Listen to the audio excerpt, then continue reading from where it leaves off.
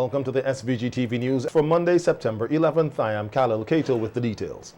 Local forecaster Gregory Cato says as the 2023 above-average Atlantic hurricane season continues, members of the public can expect more warmer than usual temperatures during the day and night. Cato, who was discussing the current heat wave and hurricane season on NBC Radio's Face-to-Face program today, says the average temperature for September is 31.3 degrees Celsius. However, over the past few days, the temperature level has increased to a record 32 degrees Celsius. So humid conditions. Now, as these systems recover as well, we eventually get what you call a southeasterly wind kind of flow. Light winds from the southeast means that we are getting moisture from around that ITCZ area. So, and again, I must note that we would experience what you call heat stress. Some use the term heat wave. It's actually 2 consecutive days of the temperature being above average. Cato says the heat that St. Vincent and the Grenadines is experiencing is expected as the hurricane season is coming to an end, with most of the tropical storms and hurricanes moving across the north-central Atlantic Ocean, reducing the high-pressure system. Normally, the Atlantic high-pressure system is a dominant feature. It's pretty much an area of sinking air. We get our supply of winds from the Atlantic high. It's pretty much strong around that Easter time when you get, sometimes it's very breezy. What happens is once you cut off that supply, it's because you have these storms basically between us and that high pressure system. So when you cut off the system, the supply of the winds, it basically becomes weak, or there's little or no winds. And eventually get the temperatures would most likely be increased because you have the earth warming up, the waters and so forth, and you basically have no air to push that, no winds to push these warm conditions out. So you find that it gets a bit warmer. This is something that typically happens. One thing to note, though, however, on mornings when you see dew on the ground, I believe the last time I mentioned this, dew doesn't fall, it actually forms. And it's as a result of little or no wind speeds over the passage of the night. So this morning is the day that you could, if you actually look on the ground and the areas that are like grassy areas, you will notice there's some dew there, and that's because over the passage of the night it was pretty warm, and that air had to cool right there. The 2023 Atlantic hurricane season will come to an end on November 30th. At least 800 Vincentians are expected to benefit from permanent employment after the completion of the Sandals resort at Bookament Bay. This is according to Regional Project Director of Sandals International, Terence Devines, during a brief tour of the project site on Friday, along with Prime Minister Dr. Ralph Gonsalves and members of the media. Devine said Sandals International is reaching out to the entire Vincentian public to fill management, supervisory and other positions. This hotel will have permanently working 800 people.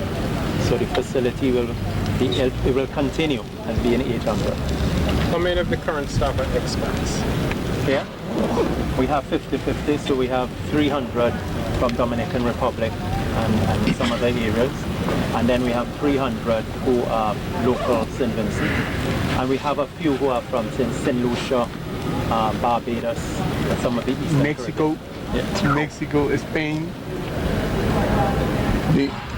One of the things which is important to bear in mind is that if you don't have workers coming in from outside, we would not have been this far, because we just didn't have the numbers for the work which is being done. Now, you heard a fellow from South Rivers saying that he left South Rivers and he come there, he's doing work as a tileman. And I told him to tell other tilemen up there and masons, they need masons and they need tilemen right now. Much more of them, so anybody who is listening. And painters. And yes, and painters. So that is important to appreciate. And of course, Sandals International is also set to host a job fair from Tuesday, September 26th to recruit more Vincentians as civil works continue to complete the 350-room resort. On the tour last Friday, Prime Minister Gonsalves said the resort, that should be the project, is in need of more workers, and Vincentians who specialize in the areas needed should apply for work on the project site. Peak between now and middle of December, end of December. And what would the peak look like? Peak numbers? Probably another 200. 200 more. So the total would be what? 800. 800. 800 workers. Today we have close to 600 here. Right. That's the 800 would be here permanently. That would not take into account all the other ancillary people who will get the knock-on the knock-on work. But you're the man with the company doing the work. You're going to meet his deadlines? Yes, it is. I'm not talking. Look, what a mess. Counting down. That's what? How many days 98 to go? days. 98 We days finish to go. all that. Yes, 98 days to go. It's a countdown. You will manage it? We will change it every day. No, I see what you tell me, but you're sure? I'm sure. Okay, This is all the civil work. Then we start with all the furniture. So all the civil work has All to the finish civil work. in 98 In 98 days. days. And everybody knows. Do you know that? Yes. Come here. You from here? Come here. This is a... You believe that? As St. Vincent and the Grenadines prepares to host a summit of the Community of Latin American and Caribbean States, CELAC, in February 2024, Prime Minister Gonzalez is hoping the Sandals Resort will be opened for the event. You would have heard about this Prime Minister's event. What I'm trying to do is to see if we can dovetail two things. The opening of Sandals and the holding of the summit for the Community of States of Latin America and the Caribbean. 33 member states, 33 governments, representing 650 million people. If we can get both things mesh, I'm supposed to really give up the presidency, St. Vincent and the Grenadines, at the end of January, but I've indicated that I'd like us to extend it to the end of February, to do the handover to Honduras, so that they can come at a time where we can have a facility of this kind to accommodate all the guests. They're trying to make a special effort. Obviously, the big selling point for Sandals, if we able to pull that off, and we're working towards that, because there will be guests from the United States, from Africa also, in addition to Latin America and the Caribbean, from Europe, all about, and for the 2-3 days, the eyes of the world will be on St. Vincent and the Grenadines. We'd expect the President of the Dominican Republic to be here. And I will be here too. And you'll be here too. And so that's the event he's talking about. It's not a private event for Ralph. he summarized it and called the Prime Minister's event. As I say, that's what we are working towards, and we will know pretty soon whether we meet that target. But The regional project director said they are also working along with a number of airlines to make travel arrangements much easier to St. Vincent and the Grenadines for persons who will be coming to the resort. I know we have a company within Sandals called Unique Vacation. Mr. Gary Sadler is our main person. He's been working with all the airlines, so Air Canada, Delta, JetBlue, and so on and so forth. And firstly, they wanted to know the date of when we are going to open. But secondly, I believe any airlift that comes in right now will be a help simply. So we are working with all the big airlines to bring them in. Obviously, there's Holiday Inn as well opening around the same time as us. So it is going to help the airlift into the island and also bring down the prices. So we are working with them. Sandals has also been training hundreds of Vincentians at its other locations throughout the region to prepare them to work at the resort in SVG. Civil works on the project are expected to be completed in less than 100 days. The resort is set to be opened to guests by Easter 2024. The entire resort is expected to offer some 350 rooms upon completion. These include villas, a major hotel complex, and some overwater suites. The government of St. Vincent and the Grenadines has given the developers of the Black Sand Hotel project at Peters Hope an extension of 3 years on their alien landholding lease license to allow for the completion of the construction on the first phase of the project, as the investors may have encountered difficulties due to the impact of the COVID-19 pandemic.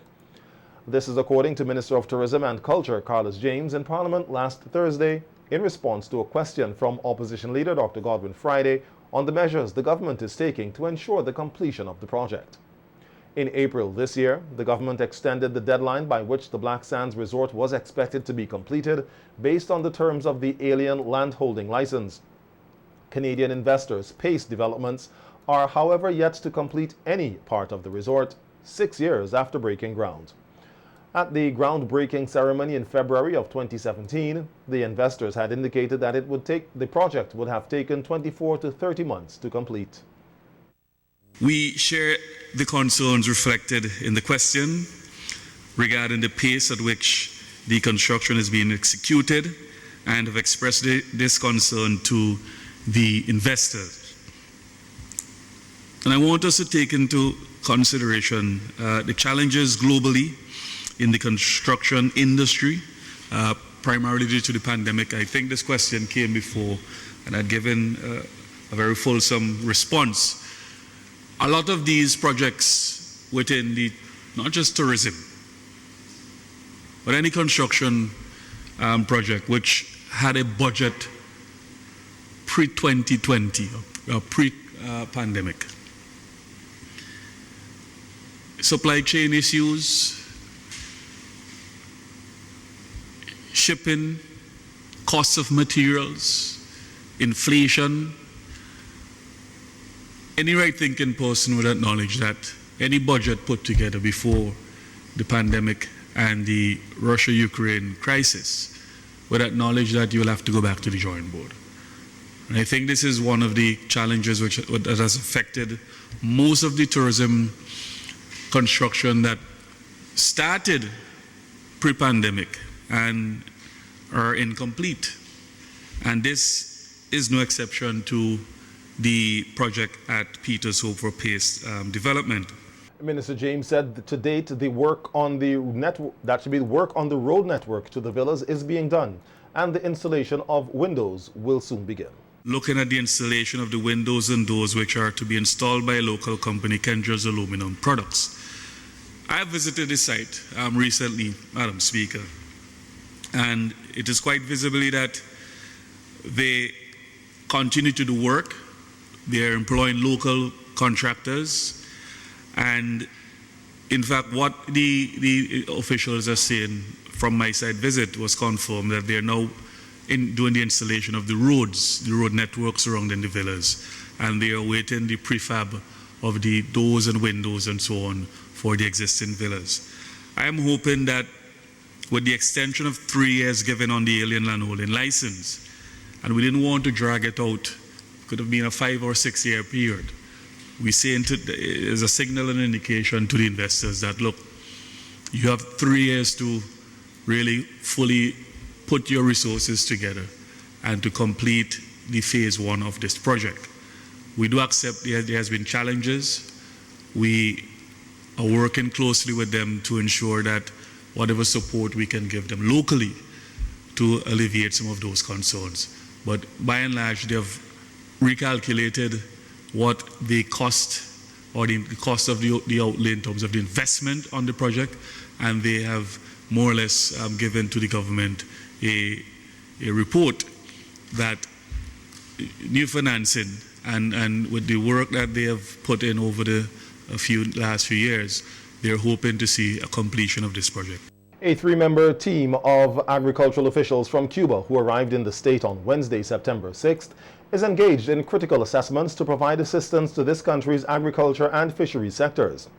Head of the delegation, Deputy Minister of Agriculture, His Excellency Javier Francisco Aguilar Rodriguez, thanked the government of St. Vincent and the Grenadines, in particular the Ministry of Agriculture, for the invitation, and highlighted that the relationship between both countries is crucial in the establishment of a system for food and nutrition security.